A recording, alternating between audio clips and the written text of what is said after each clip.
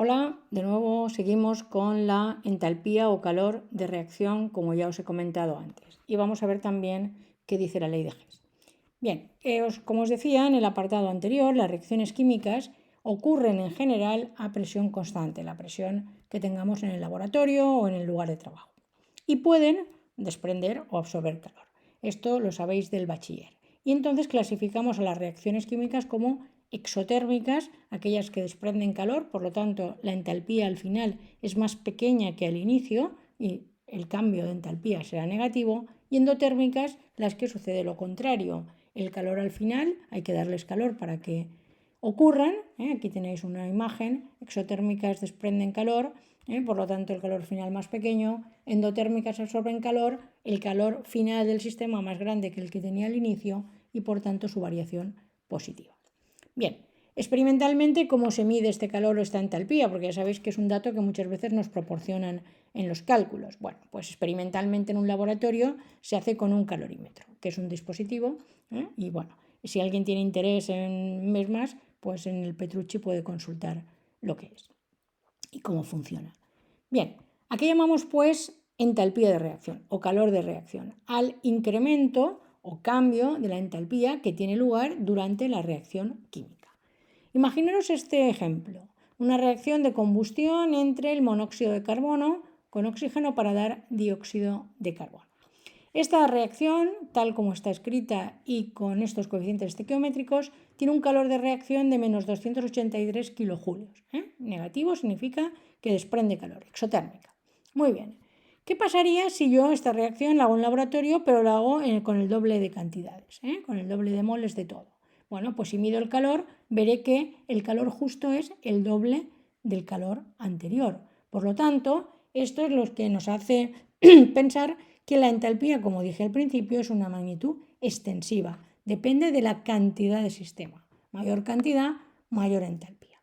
Bien, ¿y qué ocurre con esta? Es decir, si yo hiciera la descomposición del dióxido de carbono para dar monóxido y oxígeno, que es la contraria a esta de aquí, pues cuando mido su calor, resulta que para que ocurra esta descomposición tengo que dar calor, es endotérmica, y justo la misma cantidad que aquí, pero positivo. Por lo tanto, esto me hace pensar, como os he dicho antes, para que no os lo creáis, sino que se puede demostrar que es una función de estado. Al cambiar el estado inicial y final del sistema respecto a la ecuación primera, pues cambia el signo de la reacción. Muy bien, ¿cómo se puede calcular la entalpía de una reacción química? Pues hay diferentes métodos. Uno de ellos es aplicando la ley de Hess, que ahora veremos lo que es. Y otro es a partir de las entalpías estándar de formación. Hay muchos más métodos, pero estos son los que vamos a ver este año. Este método 2 lo veremos en el apartado 5 del tema después. Vamos a centrarnos en la ley de Hess, pero para ello, antes de formularla, quiero que pensemos.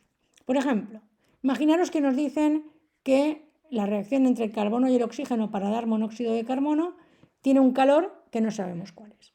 Pero no vamos a ir al laboratorio a hacer el experimento, sino que estamos en casa o en clase y nos dan datos de otras reacciones químicas. Por ejemplo, de esta. Esta de aquí es la reacción, es parecida, ojo, pero son diferentes, en la que se obtiene CO2 a partir de carbono y oxígeno. Y nos dicen que esta ya alguien la ha medido y vale menos 393,5 kilojulios. Y también me dan esta, la combustión del monóxido de carbono para dar CO2. Y esta me dicen que vale esto de aquí. Entonces se trataría de ver si podemos jugar con estas dos reacciones de las que tenemos datos para obtener la reacción que es incógnita. Bueno, pues el método 1 que acabamos de nombrar antes es lo que se conoce como ley de Hess. El señor Hess lo que dijo, en resumen, es esto. Que el calor intercambiado cuando una reacción química se lleva a cabo a temperatura y presión constante es el mismo, ya ocurra en una sola etapa como ocurra en varias. Es decir, no importa el camino, lo importante es que ocurra la reacción. Muy bien, pues entonces, vamos a partir de los datos que tenemos, la reacción 2 y la reacción 3. A la reacción 3 le he dado la vuelta. ¿Por qué? Porque me interesa que el CO2 desaparezca. ¿Vale?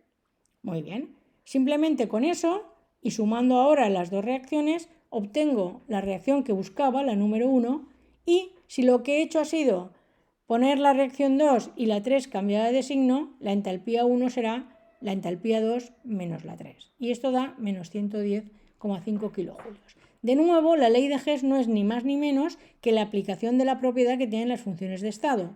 No importa el camino del proceso, sino solo el estado final e inicial. En resumen, la ley de Hess, de forma a través de un diagrama o de una imagen, para que os acordéis de ella, es la siguiente. ¿De acuerdo?